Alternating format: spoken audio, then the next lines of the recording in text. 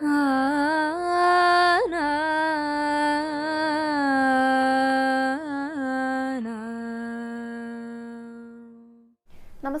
Guruvayur devotees ഓൺലൈനിലേക്ക് ഏവർക്കും സ്വാഗതം. സർവം കൃഷ്ണമയം. കൃഷ്ണായ വാസുദേവായ ദേവകീ നന്ദനായ ച നന്ദഗോപകുമാരായ ഗോവിന്ദായ നമോ നമഃ. ഉത്സവമൊക്കെ വരാനായിട്ട് പോവുകയാണ്. ഫെബ്രുവരി 28-ാം തീയതിയാണ് കൊടിയേറ്റ്, മാർച്ച് 9-ാം തീയതിയാണ് ആറാട്ട്. അപ്പോൾ ഈ കൊടിയേറ്റിൻ്റെ 8 ദിവസം മുൻപായിട്ടാണ് സഹസ്രകലശ ചടങ്ങുകളൊക്കെ ആരംഭിക്കുക. അത് ഫെബ്രുവരി 20-ാം തീയതിയാണ് കേട്ടോ സഹസ്രകലശാരംഭം, 27-ാം തീയതി വരെ. വളരെ പ്രധാനപ്പെട്ട ചടങ്ങുകളാണ് ഈ സഹസ്രകലശം എന്ന് പറയുന്നത്. അപ്പോൾ ഈ സഹസ്രകലശത്തെക്കുറിച്ച് പറയുമ്പോൾ ഇത് ആരംഭിക്കാനിടയായിട്ടുള്ള ഒരു സാഹചര്യമുണ്ട്. കുറച്ചൊന്ന് പുറകിലേക്ക് പോകണം കേട്ടോ. ഗുരുവായൂരിൻ്റെ ചരിത്രം ഒന്ന് പറയാം നമുക്ക്. ഒരു ഏകാദശി കാലത്താണ്, അന്ന് പോലീസ് വിളക്കായിരുന്നു, 1970 നവംബർ 29-ാം തീയതി. അപ്പോൾ വിപുലമായിട്ടുള്ള വിളക്കായിരിക്കുമല്ലോ, അതുകൊണ്ട് തന്നെ കുറച്ച് താമസിച്ചിട്ടാണ് വിളക്കെഴുന്നള്ളിപ്പൊക്കെ അവസാനിക്കുക. ഏകദേശം അർദ്ധരാത്രിയൊക്കെ ആയിട്ടുണ്ട്. അപ്പോൾ വിളക്കെഴുന്നള്ളിപ്പൊക്കെ കഴിഞ്ഞിട്ട് ക്ഷേത്ര ഗോപുരവാതിലൊക്കെ അടച്ചു. അതിനുശേഷമാണ് ഈ വിളക്കുമാടത്തിൽ നിന്ന് ക്ഷേത്രത്തിലേക്ക് തീ പടർന്നു. അപ്പോൾ അങ്ങനെ ഓരോ ഭാഗമായിട്ട് ഇങ്ങനെ കത്തി വരുമ്പോൾ ആളുകളൊക്കെ ഓടിക്കൂടിയിട്ട് തീ അണയ്ക്കാനായിട്ട് പലരും ശ്രമങ്ങളൊക്കെ നടത്തുന്നുണ്ട്. അങ്ങനെ ശ്രീകോവിലിലേക്കും തീ പടരും എന്നുള്ള ഒരു ഘട്ടം വന്നപ്പോൾ തന്ത്രി നമ്പൂതിരി അദ്ദേഹത്തിൻ്റെ അവസരോചിതമായിട്ടുള്ള ഇടപെടലുകൾ കാരണം, അത് ഭഗവാൻ തന്നെ തോന്നിപ്പിച്ചത് എന്ന് വേണം പറയാനായിട്ട് കേട്ടോ, അദ്ദേഹത്തിൻ്റെ നേതൃത്വത്തിൽ ഗുരുവായൂരപ്പനെ ശ്രീകോവിലിൽ നിന്ന് എടുത്തിട്ട് ആദ്യം കൂത്തമ്പലത്തിലാണ് സൂക്ഷിച്ചത്. പിന്നീട് തന്ത്രി മഠത്തിലേക്ക് മാറ്റിയിട്ട് അവിടെ വെച്ചിട്ടാണ് പൂജകളൊക്കെ നടത്തിയിരുന്നത്. എന്നിട്ട് പിറ്റേ ദിവസം നവംബർ 30-ാം തീയതി ക്ഷേത്രമൊക്കെ വൃത്തിയാക്കിയതിന് ശേഷമാണ് ഭഗവാന്റെ വിഗ്രഹം ശ്രീകോവിലിൽ പുനഃപ്രതിഷ്ഠ നടത്തുന്നത്. പക്ഷെ അതിനുശേഷം ചില ദുർനിമിത്തങ്ങൾ, ദുസ്സൂചനകൾ ഒക്കെ കണ്ടപ്പോൾ തന്ത്രി നമ്പൂതിരിയുടെ മനസ്സിൽ ഇങ്ങനെ തോന്നിപ്പിക്കുകയാണ്, ഇത്രയും നാൾ ദ്രവ്യകലശം നടത്തിയതിന് പകരമായിട്ട് ഇനി മുതൽ സഹസ്രകലശം നടത്താന്നുള്ളത്. അപ്പോൾ അദ്ദേഹത്തിന്റെ മനസ്സിൽ തോന്നിയ കാര്യം അദ്ദേഹം മല്ലിശ്ശേരിയുടെ അടുത്ത് പറഞ്ഞു, ക്ഷേത്രം അധികാരികളുടെ അടുത്ത്, ദേവസ്വം അധികാരികളുടെ അടുത്ത് പറഞ്ഞു. അങ്ങനെ എല്ലാവരുടെയും സമ്മതം കൊണ്ടാണ്, സമ്മതപ്രകാരമാണ് അക്കൊല്ലം മുതൽ സഹസ്രകലശം നടത്താനായിട്ട് തീരുമാനിക്കുന്നത് കേട്ടോ. അപ്പോൾ അന്ന് മൺകുടങ്ങളിലൊക്കെ ആയിരുന്നു കലശം നടത്തിയിരുന്നത്. ഇന്നിപ്പോൾ വെള്ളിക്കുടങ്ങളും സ്വർണ്ണക്കുടങ്ങളും 1008 കുടങ്ങളുണ്ട്. അതിൽ 25 സ്വർണവും ബാക്കിയൊക്കെ വെള്ളിക്കുടങ്ങളോ. അത് ഇത്രയധികം കുടങ്ങളും ഉണ്ടായിരുന്നില്ല. അപ്പോൾ 1971-ലാണ് ആദ്യത്തെ സഹസ്രകലശം നടക്കുന്നത് കേട്ടോ. അന്നാണ് സഹസ്രകലശം ഗുരുവായൂർ ക്ഷേത്രത്തിൽ ആരംഭിക്കുന്നത്. പിന്നീട് 1975 കൂടിയിട്ടാണ് ഇന്നിപ്പോൾ ഈ കാണുന്ന രീതിയിൽ വളരെ ബൃഹത്തായ രീതിയിൽ സഹസ്രകലശം നടത്താനായിട്ട് തുടങ്ങിയത്. അപ്പോൾ ഈ മൺപാത്രങ്ങൾ, മൺകുടങ്ങളിലായിരുന്നു നടത്തിയിരുന്നതെന്ന് പറഞ്ഞല്ലോ. പിന്നെ ഓരോ വർഷം കഴിയും തോറും നമ്മുടെ ഭക്തജനങ്ങളല്ലേ ഓരോരുത്തരായിട്ട് ഭഗവാന് വെള്ളിക്കുടങ്ങളൊക്കെ ഇങ്ങനെ സമർപ്പിക്കാൻ തുടങ്ങി. ചിലർ ഒരെണ്ണം വീതം അല്ലെങ്കിൽ 2 വീതം. പിന്നെ പോരാത്തത് നാട്ടുകാരും ദേവസ്വം ഒക്കെ കൂടി ചേർന്നിട്ട് ആണ് ഇന്ന് കാണുന്ന രീതിയിൽ വിപുലമായിട്ട് സഹസ്രകലശം അങ്ങനെ നടത്തുന്നത് കേട്ടോ. അപ്പോൾ ഈ ദിവസങ്ങളിൽ, അതായത് ഫെബ്രുവരി 20 മുതൽ 27 വരെയുള്ള ദിവസങ്ങളിൽ ചെറിയ കുട്ടികളെ, അതായത് 5 വയസ്സിൽ താഴെയുള്ള കുട്ടികളെ ഇന്ന് നാലമ്പലത്തിനകത്തേക്ക് പ്രവേശിപ്പിക്കില്ല. കാരണം ഏതെങ്കിലും തരത്തിലുള്ള അശുദ്ധികളൊക്കെ ഉണ്ടാവുകയാണെങ്കിൽ അതിനുള്ള ഒരു മുൻകരുതൽ അങ്ങനെ ഉണ്ടാകാതിരിക്കാൻ വേണ്ടി. കാരണം ഉണ്ടായിക്കഴിഞ്ഞാൽ ഈ ചടങ്ങുകളൊക്കെ ആവർത്തിച്ച് ചെയ്യേണ്ടതായിട്ട് വരും. അതാണ് വളരെ പ്രധാനപ്പെട്ട ചടങ്ങുകൾ എന്ന് പറഞ്ഞത് കേട്ടോ. സഹസ്രകലശം എന്നതുകൊണ്ട് ശരിക്കും ഉദ്ദേശിക്കുന്നത് ഏതെങ്കിലും തരത്തിലുള്ള അശുദ്ധികളൊക്കെ ഉണ്ടായിട്ടുണ്ടെങ്കിൽ അതിനൊക്കെ ശുദ്ധീകരിക്കുക, അതിന് വേണ്ട പ്രായശ്ചിത്തങ്ങളൊക്കെ ചെയ്യുക, എന്നിട്ട് ഭഗവാന്റെ ചൈതന്യം വർദ്ധിപ്പിക്കുക. അതാണ് സഹസ്രകലശം കൊണ്ട് ഉദ്ദേശിക്കുന്നത്. അപ്പൊ നമ്മൾ ഇന്ന് പറയാൻ പോകുന്നതും അതിനെക്കുറിച്ചാണ് കേട്ടോ. അപ്പൊ സഹസ്രകലശത്തിന്റെ താന്ത്രിക വശങ്ങളെ കുറിച്ചൊന്നും പറയാനായിട്ട് ഞാൻ ആളല്ല. എന്നാലും സാധാരണ ഭക്തജനങ്ങൾക്ക് മനസ്സിലാകുന്ന രീതിയിൽ വളരെ ലളിതമായിട്ട് ലഘൂകരിച്ചിട്ട് സഹസ്രകലശത്തെ കുറിച്ചൊന്ന് പറയാമെന്ന് വിചാരിക്കുകയാണ്. അപ്പൊ ഇന്നത്തെ വീഡിയോയിൽ അതേക്കുറിച്ചാണ് പറയാനായിട്ട് പോകുന്നത് കേട്ടോ. അപ്പൊ അതിലേക്ക് കടക്കുന്നതിന് മുൻപായിട്ട് നമുക്ക് അലങ്കാരം പറയണ്ടേ. നമുക്ക് ആദ്യം തന്നെ ഗുരുവായൂരപ്പൻ്റെ അലങ്കാരം പറഞ്ഞുകൊണ്ട് തുടങ്ങാം. ഇന്നലെ നമ്മുടെ ഗുരുവായൂരപ്പൻ്റെ അലങ്കാരി താമരക്കണ്ണനായിട്ടായിരുന്നു കേട്ടോ. താമരയിൽ കയറി നിൽക്കുക നമ്മുടെ ഉണ്ണി. അപ്പോൾ കണ്ടപ്പോൾ നല്ല സന്തോഷം തോന്നി. നേരെ സന്തോഷം ലഭിച്ചതേ ഇന്നലെ സോപാനം തൊഴിലും കൂടിയായിരുന്നു. ഞങ്ങൾ തൊഴാൻ പോകുന്ന സമയത്ത് ഇത്തിരി തിരക്ക് കുറഞ്ഞ സമയമായതുകൊണ്ടാണ് കേട്ടോ സോപാനം തൊഴിൽ ലഭിച്ചത്. അപ്പോൾ ഭഗവാനെ തൊട്ടടുത്ത് നിന്ന് കാണാൻ സാധിക്കുകയല്ലേ, അതിൻ്റെ ഒരു സന്തോഷം വേറെ ഉണ്ടായിരുന്നു. ഭഗവാനാണെങ്കിലോ ഒരു താമരയിലാണ് കയറി നിൽക്കുന്നത്. കയ്യിൽ വെണ്ണയുണ്ട്, ഓടക്കുഴലുണ്ട് കേട്ടോ. ചെറിയൊരു ചായവുണ്ട്, വലത്തേ ഭാഗത്തേക്ക് ഭഗവാൻ ഒരു ചെറിയ ചായവുണ്ട്. നേരാ വണ്ണമല്ല നിൽക്കുന്നത്. അപ്പോൾ ഒന്നിങ്ങനെ ചാഞ്ഞു നിൽക്കുക എന്ന് പറഞ്ഞു കഴിഞ്ഞാൽ ആ താമരയിൽ നിന്നുകൊണ്ട് നൃത്തം ചെയ്യുന്ന പോലെയാണ് കേട്ടോ തോന്നിയിട്ടുണ്ടായിരുന്നത്. ഭഗവാന്റെ മുഖത്താണ് കുട്ടികൾക്കാണെങ്കിലും നല്ല സന്തോഷമുണ്ട്. അപ്പോൾ താമരയിലൊക്കെ കയറി നിന്ന് നൃത്തം ചെയ്യുമ്പോൾ ഭഗവാൻ എന്തുമാത്രം സന്തോഷം ഉണ്ടാവും. അപ്പോൾ ഈ തൊഴുന്നവർക്കെല്ലാം അത്രയും സന്തോഷം ഇന്നലെ ലഭിച്ചിട്ടുണ്ടായിരുന്നു. തൊഴുതിറങ്ങിയവരുടെ മുഖത്തൊക്കെ നല്ല സന്തോഷം കാണാനുണ്ടായിരുന്നു കേട്ടോ. അത്രയും മനോഹരമായിട്ട് ചാർത്തിയിട്ടുള്ള അലങ്കാരമായിരുന്നു ഇന്നലെ നമ്മുടെ ഗുരുവായൂരപ്പനുണ്ടായിരുന്നത്. 3 തിരുമുടിമാല ഉണ്ടായിരുന്നു. ഒരെണ്ണം നന്ദ്യാർവട്ടപ്പൂക്കളാണ് കൂടുതൽ, പിന്നെ കുറച്ച് തെച്ചിയും കൂടെ കോർത്തിട്ടുണ്ട്. പിന്നെ ഒരെണ്ണം മുഴുവനായിട്ട് തെച്ചിയിൽ കോർത്തത്, പിന്നെ താമരയും തുളസിയും കൂടെ കോർത്ത, അങ്ങനെ 3 തിരുമുടിമാലകളുണ്ട്. പിന്നെ 2 ഉണ്ടമാലയുണ്ട്. ആദ്യത്തേത് ഭഗവാന്റെ ദേഹത്തോട് ചേർന്ന് കിടക്കുന്നതിൽ നന്ദ്യാർവട്ടം തെച്ചി ഇങ്ങനെ അടുപ്പിച്ച് കോർത്തിരിക്കുക. അതിനൊരു പ്രത്യേക ഭംഗി ഉണ്ടായിരുന്നു. പിന്നെ ഒരെണ്ണം താമരയുടെ ഇതിൽ കൊണ്ടായിരുന്നു കേട്ടോ. ഈ 2 മാലയ്ക്കും അവസാനത്തേക്ക് എത്തുന്ന സമയത്ത് കുറച്ച് തുളസിയും കൂടെ കോർത്തിട്ടുണ്ട്. ഇതിന് നടുക്കാണ് താമരയിൽ കയറിയിട്ട് ഭഗവാൻ നൃത്തം ചെയ്യുന്നുണ്ടായിരുന്നത്. പൊന്നിൻ കിരീടമൊക്കെ ചൂടിയിട്ടുണ്ട് ശിരസിൽ. നെറ്റിയിൽ ഗോപിതിലകമൊക്കെ ഉണ്ട്. വലിയ കാതുപൂക്കളുണ്ട്. നല്ല മനോഹരമായിട്ട് പുഞ്ചിരിക്കട്ടെ. നല്ല സന്തോഷമുണ്ട് ഭഗവാന്റെ മുഖത്ത്. നിറയെ മാലകളൊക്കെ അണിഞ്ഞിട്ട് തോൾവളകൾക്കൊക്കെ നല്ല തിളക്കമുണ്ടായിരുന്നു. കൈവളകളും അണിഞ്ഞിട്ടുണ്ട്. ഒരു കയ്യിൽ വെണ്ണയും ഒരു കയ്യിൽ ഓടക്കുഴലാണ് ഭഗവാൻ പിടിച്ചിരിക്കുന്നത്. അരയിലേക്ക് ഇങ്ങനെയൊക്കെ കെട്ടിയിട്ടുണ്ട് കേട്ടോ. പട്ടുകോണൊക്കെ ചുറ്റിയിട്ടുണ്ട്. കാൽത്തളകളും നല്ല രീതിയിൽ കാണാനുണ്ടായിരുന്നു. പിന്നെ താമരയും നല്ല രസത്തിൽ ചാർത്തിയിട്ടുണ്ട്. അതിൻ്റെ ആ ഓരോ ഇതളുകളുടെ അറ്റത്തും അഗ്രഭാഗങ്ങളിലായിട്ടൊരു ബോർഡർ പോലെ ചുവന്ന പട്ടുകൊണ്ട് ഒട്ടിച്ചു വെച്ചിട്ടുണ്ട് കേട്ടോ. അപ്പോൾ ഇതളുകളൊക്കെ ഇങ്ങനെ വേറെ തിരിച്ച് കാണാനായിട്ടുണ്ട്. അപ്പോൾ ഭഗവാൻ നിലത്തു നിന്നിട്ടല്ല നൃത്തം ചെയ്യുന്നേ, താമരയുടെ മുകളിൽ കയറി നിന്നിട്ടാ. അപ്പോൾ ആ കുറുമ്പൊന്ന് ആലോചിച്ച് നോക്കി നോക്കൂ. അപ്പോൾ ഒരു കുട്ടി കുറുമ്പൻ കൂടിയാണ് ഇന്ന് തോന്നിയിട്ടുണ്ടായിരുന്നു കേട്ടോ. വളരെ സന്തോഷത്തോട് കൂടിയിട്ട് താമരയിൽ കയറി നിന്നുകൊണ്ട് നൃത്തം ചെയ്യുന്ന, വെണ്ണയും ഓടക്കുഴലും പിടിച്ചുകൊണ്ട് നൃത്തം ചെയ്യുന്ന ഉണ്ണിക്കണ്ണനായിട്ടായിരുന്നു ഇന്നലെ ശ്രീലകത്ത് അലങ്കാരമായി ചാർത്തിയിരിക്കുന്നത്. അപ്പോൾ ഭഗവാന്റെ ആ ഒരു രൂപമൊക്കെ എല്ലാവരും ഒന്ന് മനസ്സിൽ കണ്ടിട്ട് ഭഗവാനെ നന്നായിട്ട് തൊഴുതു പ്രാർത്ഥിച്ചോളൂ കേട്ടോ. ആ കുഞ്ഞു പാദങ്ങളിൽ വീണ് എല്ലാവരും ഒന്ന് നമസ്കരിച്ചോളൂ. ഗുരുവായൂരപ്പ ശരണം എന്നൊന്ന് കമന്റ് ബോക്സിൽ രേഖപ്പെടുത്തിക്കോളൂ. അങ്ങനെ താമരയിൽ കയറി നൃത്തം ചെയ്യുന്ന നമ്മുടെ താമരക്കണ്ണനെ തൊഴുത് നമസ്കരിച്ചിട്ട് ഗണപതിയെ തൊഴാനായിട്ടാണ് എത്തിയിരിക്കുന്നത്. ഗണപതിയൊക്കെ നന്നായി അണിഞ്ഞൊരുങ്ങിയിട്ടാണ് കേട്ടോ ഇരിക്കുന്നുണ്ടായിരുന്നത്. മഞ്ഞ നിറത്തിലൊരു ഉടയാടയുണ്ട്. ചുവന്ന ഇങ്ങനെ ഈ ലേസൊക്കെ സ്വർണ്ണ നിറത്തിൽ ലേസൊക്കെ പതിപ്പിച്ചിട്ടുള്ള നല്ല തിളക്കമുള്ള ഒരു ഉടയാട. പിന്നെ കഴുത്തിലെ ഒരു പാലക്കമാല, പച്ച പാലക്കമാല ഇട്ടുണ്ട് കേട്ടോ. തുമ്പിയിലൊരു പൊട്ട്, നെറ്റിയിലൊരു പൊട്ട്, സ്വർണ്ണപ്പൊട്ടാണ്. ആ കിരീടത്തിന്റെ അവിടെയും ഒരു പൊട്ട് വെച്ചിട്ടുണ്ട്. പിന്നെ ഇങ്ങനെ ചുറ്റുവശത്തും നിറയെ സ്വർണ്ണപ്പൊട്ടുകളൊക്കെ ഒട്ടിച്ചിട്ട്, പിന്നെ കിരീടത്തിന്റെ മുകളിലെ അലങ്കാരം എന്തുമാത്രം മാലകളാണെന്നറിയോ. ഇങ്ങനെ ഓരോ അർദ്ധവൃത്താകൃതിയിൽ ഇങ്ങനെ പിറകിലേക്ക് ഇങ്ങനെ വലിപ്പം കൂടി വരുന്ന രീതിയിൽ ഇങ്ങനെ വെച്ചിരിക്കുക. അത് നല്ല ഭംഗിയുണ്ട്. കിരീടത്തിന്റെ മുകളിലാണ് ഏറ്റവും കൂടുതൽ അലങ്കാരം തോന്നും. നല്ല രസമുണ്ടായിരുന്നു കാണാനായിട്ട്. പിന്നെ അത് പോരാത്തതിനെ വലിയൊരു നാരങ്ങ ഈ ഇടത് ഭാഗത്തായിട്ട് ഗണപതിക്ക് വെച്ചു കൊടുത്തിട്ടുണ്ട്. പിന്നെ ഒരു ചെറിയ കെട്ട് കറുകപ്പുല്ലും വെച്ചിട്ടുണ്ട്. ഇത് രണ്ടും വിശേഷമാണ്. അപ്പോൾ അതൊക്കെ കയ്യിൽ കിട്ടിയിട്ട് അല്ലെങ്കിൽ ആ അരികത്ത് വെച്ചിട്ട് നല്ല സന്തോഷമായിട്ടാണ് ഗണപതി ഇരിക്കുന്നുണ്ടായിരുന്നത് കേട്ടോ. അപ്പോൾ ഗണപതിയുടെ ആ ഒരു അലങ്കാരം, ആ ഒരു രൂപമൊക്കെ, ആ ഇരിപ്പൊക്കെ ഒന്ന് മനസ്സിൽ കണ്ടിട്ട് എല്ലാവരും നന്നായിട്ട് തൊഴുത് പ്രാർത്ഥിച്ചോളൂ. ഗണപതിക്ക് മുന്നിൽ എല്ലാവരും ഒന്ന് ഏത്തമിട്ടോളൂ കേട്ടോ. ഇനി നമുക്ക് ഭഗവതി അമ്മേനെ കാണാനായിട്ട് പോകാം കേട്ടോ. ഭഗവതി അമ്മ നല്ല സുന്ദരിയായിട്ടാ, ഒരു പ്രത്യേക രീതിയിൽ നല്ല രസമുള്ള ഒരു ചിരിയാണ് കേട്ടോ ഭഗവതി അമ്മയുടെ മുഖത്തുണ്ടായിരുന്നത്.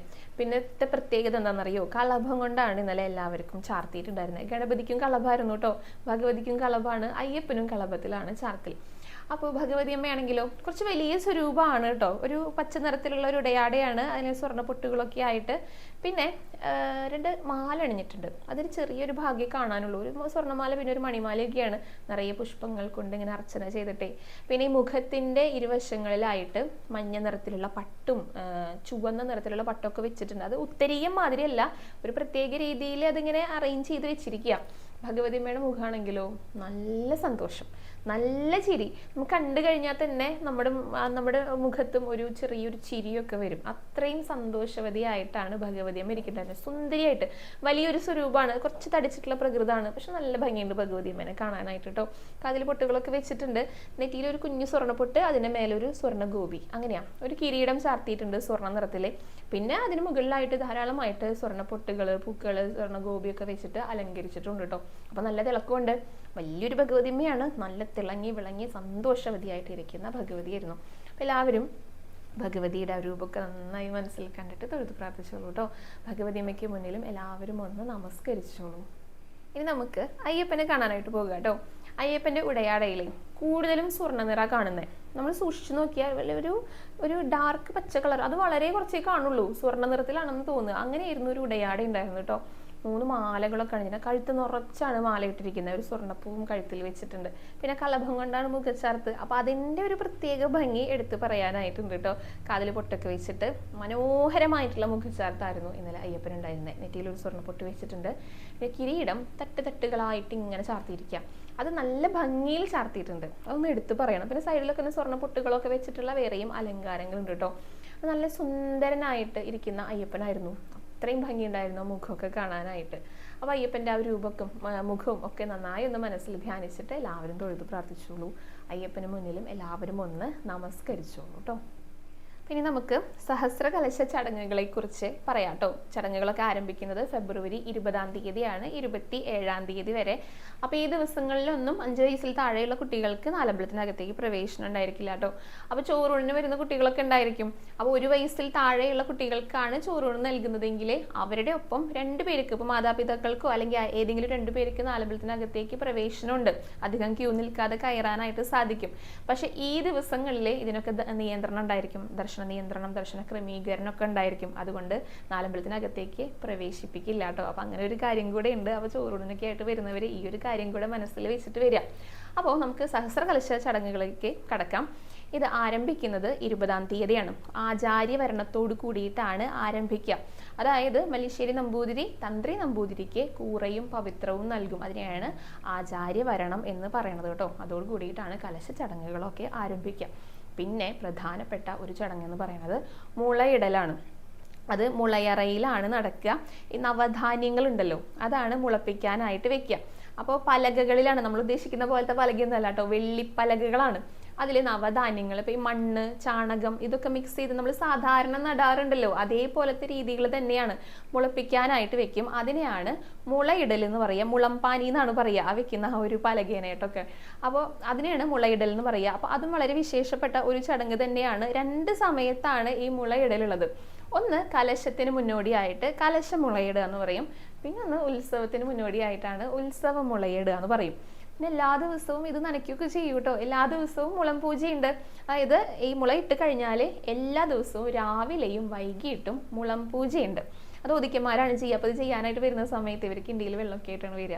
കാരണം നനയ്ക്കണമല്ലോ, എന്നാലാണല്ലോ ഇത് വളർന്നു വരിക, മുള പൊട്ടിയിട്ട് വളർന്നു വരിക. അപ്പോൾ വളരെ വേഗം തന്നെ മുളച്ച് വരുന്ന വിത്തുകളൊക്കെയാണ് പാകുക. അതായത് നെല്ല്, കടല, പയറ്, എള്ള് അങ്ങനെയുള്ള നവധാന്യങ്ങൾ ഉണ്ടല്ലോ, അതൊക്കെയാണ് ഈ ഒരു മുളയിടുന്നതിന് ആയിട്ട് ഉപയോഗിക്കുന്നത് കേട്ടോ. പിന്നെ ഓരോരോ ദിവസങ്ങളായിട്ട് ശുദ്ധി ചടങ്ങുകളൊക്കെയാണ് ഉണ്ടായിരിക്കുക. അതായത് ബിംബശുദ്ധി ഉണ്ടായിരിക്കും, മഹാകുംഭ പൂജ, പ്രായശ്ചിത്ത കർമ്മങ്ങൾ, മഹാകുംഭ അഭിഷേകം, പിന്നെ ശാന്തി ഹോമം, അത്ഭുത ശാന്തി ഹോമം. കാരണം ഏതെങ്കിലും തരത്തിലുള്ള അശുദ്ധികളൊക്കെ ഉണ്ടായെങ്കിൽ അത് നീക്കം ചെയ്യാൻ വേണ്ടിയിട്ടാണ് ശാന്തി ഹോമം ഒക്കെ നടത്തുന്നത്. പിന്നെ നായശാന്തി, ചോരശാന്തി, അങ്ങനെ പലതരത്തിലുള്ള പേരുകളുള്ള, അതായത് ഇപ്പോൾ കളവുകളൊക്കെ നടക്കുക. ഗുരുവായൂർ ക്ഷേത്രം എന്ന് പറഞ്ഞു കഴിഞ്ഞാൽ, പൊതുവെ ഒരു ക്ഷേത്രം എന്ന് പറഞ്ഞു കഴിഞ്ഞാൽ അവിടെ നല്ല കാര്യങ്ങൾ മാത്രമേ നടക്കാനായിട്ട് പാടുള്ളൂ. അപ്പൊ നമ്മുടെ അറിവിലില്ലാതെ, നമ്മൾ അറിയാതെ എന്തെങ്കിലുമൊക്കെ തെറ്റായിട്ടുള്ള കാര്യങ്ങൾ നടന്നിട്ടുണ്ടെങ്കിൽ അതിനൊക്കെയുള്ള അതിനെല്ലാം ശുദ്ധീകരിക്കുക, അതിനുള്ള പ്രായശ്ചിത്തങ്ങളൊക്കെ ചെയ്യുക, അങ്ങനെയുള്ള ചടങ്ങുകളൊക്കെയാണ് ഈ 6ാമത്തെ ദിവസം വരെ നടക്കുന്നത് കേട്ടോ. പിന്നെ 7ാമത്തെ ദിവസം തത്വഹോമവും തത്വകലശവും ഒക്കെയാണ് നടക്കുക. അപ്പൊ അതിന് മുന്നോടിയായിട്ട്, അതായത് തലേദിവസം തന്നെ 6ാമത്തെ ദിവസം തന്നെ കുത്തമ്പലത്തിൽ വെച്ചിട്ടാണ് അവിടെ കുടങ്ങളൊക്കെ ഒഴുക്കി, അതായത് കഴുകി നൂലിട്ടിട്ട് കമിഴ്ത്തി വെച്ചിട്ടുണ്ടായിരിക്കും. അപ്പൊ അതിന് മുന്നേ കുത്തമ്പലം ശുദ്ധി ചെയ്തിട്ടുണ്ടായിരിക്കും കേട്ടോ. അപ്പോൾ സ്വർണ്ണക്കുടങ്ങളൊക്കെ പത്മട്ടിട്ടാണ് വെക്കുക. ഞാൻ മുൻപ് പറഞ്ഞിട്ടുണ്ടായിരുന്നു 1008 കുടങ്ങളാണ്, കലശങ്ങളാണ് ഉള്ളത്. അതിൽ 25 സ്വർണ്ണമാണ്, ബാക്കിയൊക്കെ വെള്ളിക്കുടങ്ങളാണ്. വളരെ പണ്ട് മൺകുടങ്ങളിലൊക്കെ ആയിരുന്നു എന്ന് പറഞ്ഞിരുന്നല്ലോ. അങ്ങനെ ഇതൊക്കെ നല്ല ഭംഗിയിൽ ഒരുക്കി വെച്ചിട്ടുണ്ടായിരിക്കും കേട്ടോ. ഈ നെറ്റിപ്പട്ടവും ആലവട്ടവും വെഞ്ചാമരവും ഒക്കെ വെച്ചിട്ട് കുത്തമ്പലമൊക്കെ അലങ്കരിച്ചിട്ട് അവിടെയാണ് ഈ കുടങ്ങളൊക്കെ നല്ല ഭംഗിയിൽ ഇങ്ങനെ കമിഴ്ത്തി വെച്ചിട്ടുണ്ടായിരിക്കുക. 7ാമത്തെ ദിവസമാണ് തത്വകലശം ആടുന്നത് കേട്ടോ. അപ്പൊ തത്വകലശം നിറയ്ക്കും, അത് മണ്ഡപത്തിലിരുന്നിട്ട് നിറയ്ക്കാം. മണ്ഡപത്തിലിരുന്നിട്ട് തത്വകലശം നിറയ്ക്കുന്ന അതേ സമയത്ത് തന്നെ കൂത്തമ്പലത്തിലിരുന്നിട്ട് ബ്രഹ്മകലശം നിറയ്ക്കും. അങ്ങനെയും കൂടി ഉണ്ട് കേട്ടോ. അപ്പൊ തത്വകലശം നിറച്ചു കഴിഞ്ഞാൽ അത് അപ്പൊ തന്നെ അഭിഷേകം ചെയ്യും, അപ്പൊ തന്നെ ആടും. അതിനുശേഷമാണ് ഉച്ചപൂജ വരുന്നത്. അപ്പൊ ഈ സമയത്തൊക്കെ ദർശന നിയന്ത്രണവും ക്രമീകരണവും ഒക്കെ ഉണ്ടായിരിക്കും കേട്ടോ. ഇനി അതിനുശേഷം പരികലശങ്ങളൊക്കെ നിറയ്ക്കും. അപ്പൊ അതിന് മുന്നോടിയായിട്ട് ഈ മുളം പൂജയ്ക്ക് മുള ഇട്ടതുണ്ടാവുമല്ലോ, അത് കൂത്തമ്പലത്തിലേക്ക് എഴുന്നള്ളിച്ചു കൊണ്ടുപോയിട്ട് ബ്രഹ്മകലശത്തിന് ചുറ്റുമായിട്ട് വെക്കും. അതിനുശേഷമാണ് പരികലശങ്ങളൊക്കെ നിറയ്ക്കുക, സ്വർണ്ണകലശങ്ങളും എല്ലാതും നിറയ്ക്കുന്നത്. ഇപ്പോൾ പലതരത്തിലുള്ള ദ്രവ്യങ്ങൾ ഉപയോഗിച്ചിട്ട് ഈ ആലുമാവ്, കുമ്പിള്, അങ്ങനെ പല വസ്തുക്കളുണ്ട്. അതൊക്കെ ഉപയോഗിച്ചിട്ട് പ്രത്യേക രീതിയിൽ സജ്ജീകരിച്ചിട്ട് പലതരത്തിലുള്ള ദ്രവ്യങ്ങൾ ഉപയോഗിച്ചിട്ട് ജലദ്രോണി എന്നൊക്കെ പറയും. അതായത് കുട്ടകത്തിൽ നിറയെ വെള്ളം നിറച്ചിട്ട് വെക്കും. അതൊക്കെ എടുത്തിട്ടൊക്കെയാണ് അതിൽ വെള്ളമൊക്കെ നിറച്ചിട്ട് ഈ പരികലശങ്ങളെല്ലാം നിറയ്ക്കണേ.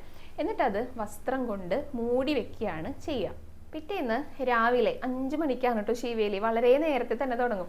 അത് കഴിഞ്ഞിട്ട് പന്തിരടി പൂജ. കാരണം ഇത്രയും കലശങ്ങളൊക്കെ 1008 കലശങ്ങളൊക്കെ അഭിഷേകം ചെയ്യണമല്ലോ, അതിന് വേണ്ടിയിട്ടാണ്. എന്നിട്ടാണ് ഈ പരികലശങ്ങളൊക്കെ അഭിഷേകം ചെയ്യുക. അപ്പോൾ ഈ കൂത്തമ്പലത്തിൽ നിന്ന് കീശാന്തിമാർ ഇങ്ങനെ വരിവരിയായിട്ട് നിൽക്കും.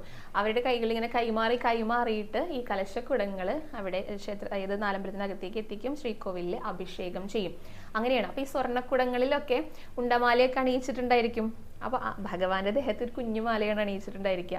അപ്പോൾ ഈ ഉണ്ടമാല ഭഗവാന്റെ ദേഹത്ത് കൊടുത്തുനിന്ന് എടുത്തിട്ട് അണിയിക്കും. എന്നിട്ട് അഭിഷേകം ചെയ്യും. അങ്ങനെയാണ് പരികലശങ്ങളുടെയൊക്കെ അഭിഷേകം വരുന്നത്.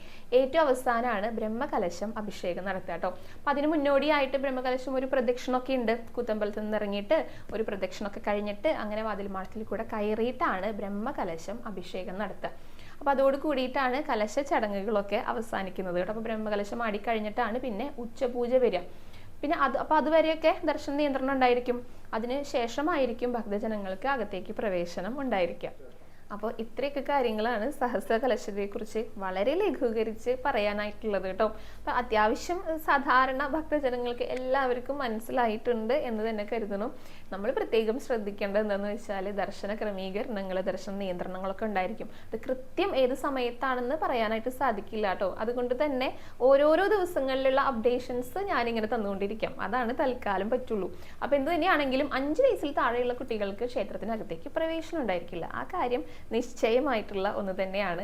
കാരണം ഏതെങ്കിലും തരത്തിലുള്ള അശുദ്ധികൾ ഉണ്ടാകാതിരിക്കാനുള്ള ഒരു മുൻകരുതൽ അതാണ് എടുക്കുന്നത് കേട്ടോ. അപ്പം ഞാൻ മുൻപ് പറഞ്ഞതുപോലെ തന്നെ ചോറൂണിന് വരുന്ന കുട്ടികൾ നാലമ്പലത്തിനകത്തേക്ക് കയറാം എന്നുള്ള ആഗ്രഹത്തിലാണ് വരുന്നതെങ്കിൽ അവരൊക്കെ ഒന്ന് ശ്രദ്ധിക്കുക, കയറാനായിട്ട് സാധിക്കില്ല. അപ്പം ഇത്രയൊക്കെ കാര്യങ്ങളാണ് സഹസ്ര കലശത്തെക്കുറിച്ച് പറയാനായിട്ട് ഉള്ളത് കേട്ടോ. ഇനി ഒരു ചോദ്യം പറയാട്ടോ. അശ്വതി എന്നൊരു ഭക്ത ചോദിച്ച ചോദ്യമാണ്, നാമം എഴുതിയിട്ട് സമർപ്പിക്കാൻ പറ്റുമോ എന്ന് ചോദിച്ചിട്ടുണ്ട്. അങ്ങനെയാണെങ്കിൽ എവിടെയാണ് ചെയ്യേണ്ടതെന്നും കൂടെ ചോദിച്ചിട്ടുണ്ട് കേട്ടോ.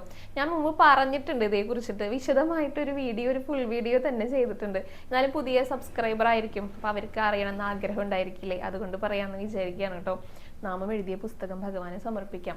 ഒന്ന് അതിനെക്കുറിച്ച് വിശദമായിട്ട് അറിയണമെങ്കിൽ ഞാൻ വീഡിയോ ചെയ്തിട്ടുണ്ട്. ഒന്ന് സെർച്ച് ചെയ്ത് നോക്കിയാൽ കാണാനായിട്ട് സാധിക്കും കേട്ടോ. ഫുൾ വീഡിയോയിൽ വളരെ വിശദമായിട്ട് എങ്ങനെയാണ് എഴുതേണ്ടത് എന്നും പറഞ്ഞു തന്നിട്ടുണ്ട്.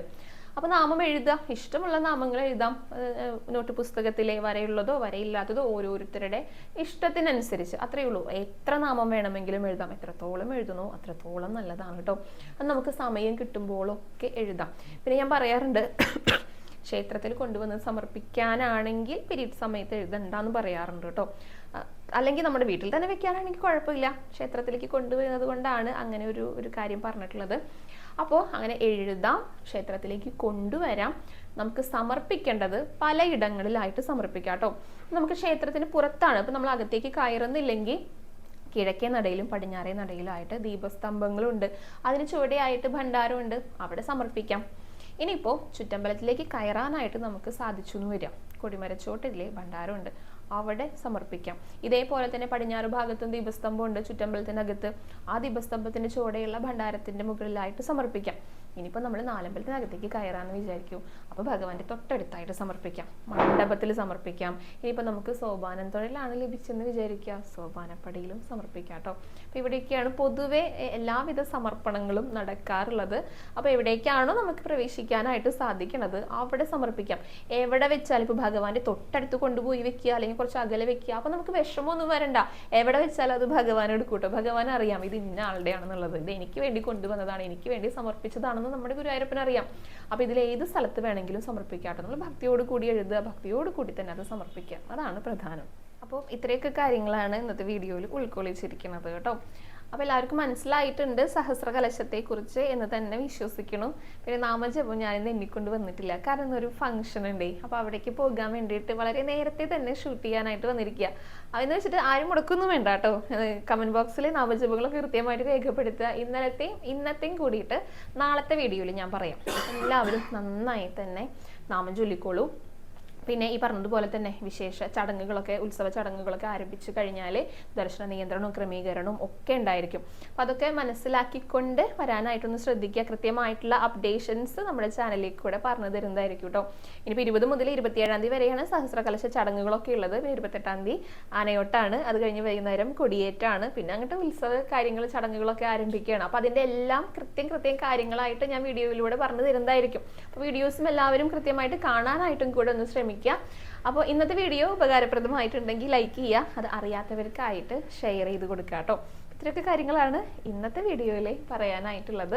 അപ്പോൾ ഈ വീഡിയോ ഇവിടെ അവസാനിക്കുകയാണ്. ഇനി ഇന്ന് തൊഴാൻ പോയ വിശേഷങ്ങൾ, അലങ്കാരങ്ങൾ, ഇതേപോലെ ഉത്സവത്തെക്കുറിച്ചുള്ള പുതിയ കാര്യങ്ങൾ, അതേപോലെ തന്നെ സംശയങ്ങളുണ്ടെങ്കിൽ സംശയങ്ങളൊക്കെ പലർക്കും ഉപകാരപ്രദമാകുന്നുണ്ട് എന്ന് പറഞ്ഞിട്ടുണ്ടായിരുന്നു കേട്ടോ. നമ്മുടെ കമൻറ്റ് ബോക്സ് ഒന്ന് ചെക്ക് ചെയ്ത് കഴിഞ്ഞാൽ അറിയാം. പലരും ചോദിക്കാൻ ആഗ്രഹിച്ച ചോദ്യങ്ങളായിരിക്കും. അത് വേറൊരാൾ ചോദിച്ചിട്ട് അവർക്കും കൂടെ അറിവ് ലഭിക്കുമ്പോൾ അതൊരു സന്തോഷമാണ് അവർക്ക്. അപ്പോൾ അങ്ങനെയുള്ള കമൻസും കാണാറുണ്ട്. അപ്പോൾ എന്ത് കാര്യങ്ങളുണ്ടെങ്കിലും കമൻറ്റ് ബോക്സിലൂടെ അറിയിക്കുക. അപ്പോൾ ഇന്നത്തെ വീഡിയോ അവസാനിക്കുകയാണ്. നാളത്തെ വീഡിയോയിൽ കാണാം. ഹരേ കൃഷ്ണ, ഹരേ ഗുരുവായൂരപ്പ.